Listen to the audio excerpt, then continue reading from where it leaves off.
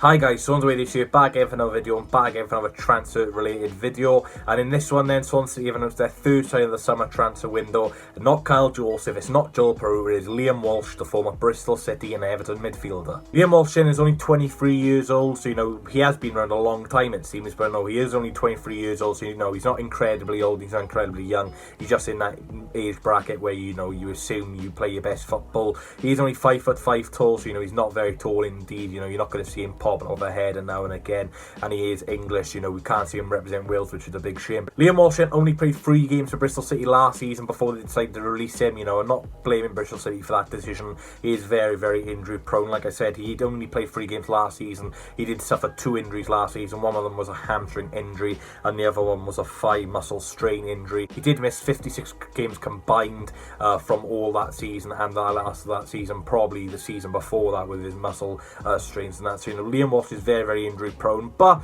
I'm not too worried. Corey Smith coming to the Swans was apparently injury prone, the Bristol City fans were saying, and we've not really seen Corey Smith had too many injuries. I think he's had 1 injury which he was out to 3 to 4 weeks, but every single player does get injured now and again. So Corey Smith's had a fine injury record for us, so fingers crossed Liam Walsh can be the same. Liam Walsh has a few key attributes. The key attributes to his game according to WhoScored.com are his taking set pieces, his dribbling, key passes, so that's very, very good considering he's a defensive midfielder. That's what I really want to hear from a midfielder. They're good at passing, they're good at dribbling, and they're good at taking set pieces. His weakness to his game, there's not really a weakness apart from his injury record. When you are signing a player, you look at that injury record. So it's surprising that we have gone ahead for the deal, and I'm surprised he's passed the medical, to be honest, with his injury record. But the main thing is he's passed his medical, he's fit now, he's in England with the Swans pre-season training whenever they've gone, and fingers crossed we can have a good spell with the squad, get to know the players, get to know the manager, and really fit in well. So Liam Walsh has won a trophy. He won the Under-23s Player League 2 when he was at Everton a few years back. Liam Walsh also did play against Manchester City a few years back when Bristol City reached the semi-finals of the Carabao Cup.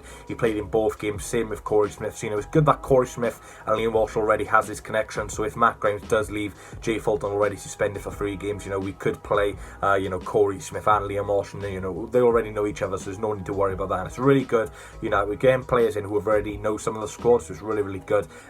He will probably hit the ground running because he knows of other players. Corey Smith obviously knows everyone for the Swans, they can introduce each other, so it's really, really good to see. Also did help Coventry get promoted in League 1 from the 2019-2020 season. He made 30 appearances, scoring 4 goals, and was a key attribute to the reason why Coventry got promoted. He's played 30 games in 46 games there. It's decent really, which does show Liam Walsh can play a lot of games in the Championship, but we will have to be careful with him, and I'm sure Steve Cooper knows what he's doing in that situation. So what do I think of this signing then? I think it's a decent signing personally. He's got Championship and League 1 experience, so he's played around the levels before. Obviously his injury record is a little bit concerning, but we needed a midfielder. Now we've got George Byers, we've got Jay Fulton, Corey Smith, Matt Grimes, and now Liam Walsh. So we've got 5 midfielders there, and apparently we'll be going back to a 4-3-3 formation this season, so another one would be good. Of course we've got Jan Danner as well, forgot about him, but I don't mind this signing at all. I think it's a good signing, smart signing. It's a free transfer, so low risk. If he is injured, we could just sell him. He has signed a 3-year contract, so it's a long contract. If he does well, we could sell him, get some money. But yeah, I don't mind the signing at all. He's got Championship experience, like I've said. He's played with some of our players before, Corey Smith for example, and I just think it's a good signing.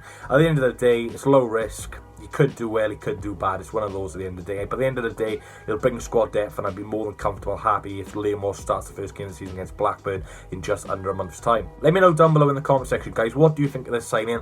And of course, do the normal. What would you rank this signing out of 10? For me, I'll give it a 7 out of 10. Smart signing. It's not one of those which are going to get you off your seat. There's pros and cons to this transfer. For me, I'm looking more towards the pros. I'm obviously looking at the cons as well with his injury record. But, he's a defensive midfielder, capable of scoring goals, very, very quick, agility, dribbling really good as well, quick as well. So it's a good signing. It's a free transfer, and at the end of the day, it's much needed squad depth. So thank you very much for watching, guys. Please hit the like button, comment, subscribe. Really, really do appreciate the support. Again, I will be doing these videos as quickly as possible as soon as the news breaks about the Swans. Of course, pre-season friendlies do start next week. It'll be very interesting to see if away fans can go to the games. If they do, then I will try to get to 1 or 2, but hopefully the Swans are streaming the game so I can do some watch-alongs, because I really do want to do some watch-alongs to the pre-season friendlies.